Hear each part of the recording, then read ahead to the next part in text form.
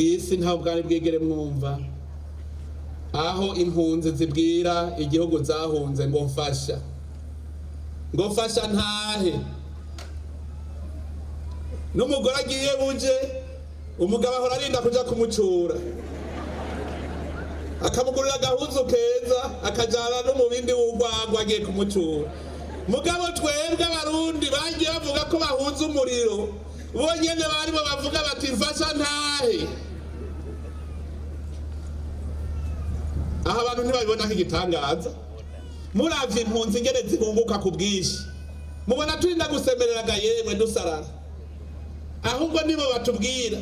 Ubwa mbere hatanguye abari babohewe imahama barabagiye gutaha bati dufashe twitahire ngaha ntibazoturekura.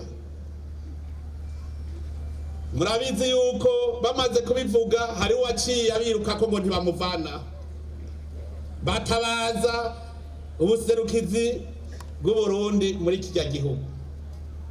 Bukeye kabiri nzamo nirindi kete rivuye i Bugande naryo abo mu nkambi na Kivale banyandikira ngo ndabafashe bataha, kubera bo bari kure narabonye yuko indege zataguye kubatahana. Ibi byose tubikomera amashimana uko abarundi turadusubire mu cyari cyabo. Umuvukano mu Burundi ugira rero tsimbatare, abarundi batahe batunganirwe twese tube mu muryango umwe. Navuze samuragwa bijya byo vya leta mvyega yemwe najewe sinzigere vyandutse.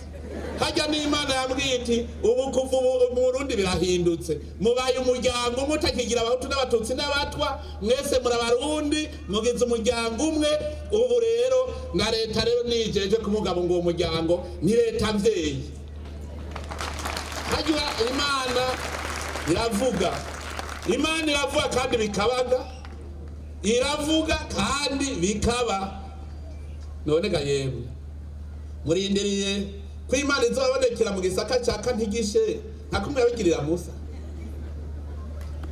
Nimusome igihe Yezu yagira asubire mu ijuru yabwiye abigisha biwe ati sindabataye nzobarungikira umuhoza niwe muzogumana mutima mweranda. Natwebwe rero tumenye yuko Imana iravuga iki mutima mwerandaza muri twebwe hanyuma tukavyatura.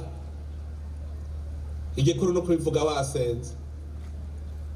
Nico gituma ivyo uvuze uzi neza ufise ukwemera kandi wasenze Imana ikivyakira bikaba uko nyene. Aha rero nkadukoraniye ngaha tungana ukunda bwi ivyo dusaba vyose nta kintu Imana itazoduha. Anakibe kazodu. Uburundi rero nitunezerwe duhimbagwe kuko Imana koko iradukunda. Ngira ngo muca mwumva imvo rero zituma uyitambira. N'umuntu ari umuntu asanzwe yakugiriye neza uramutambira ucuvuga ngo aramvyaye, none ga yemwe iyo Mana nayo niyo twereka gutambira.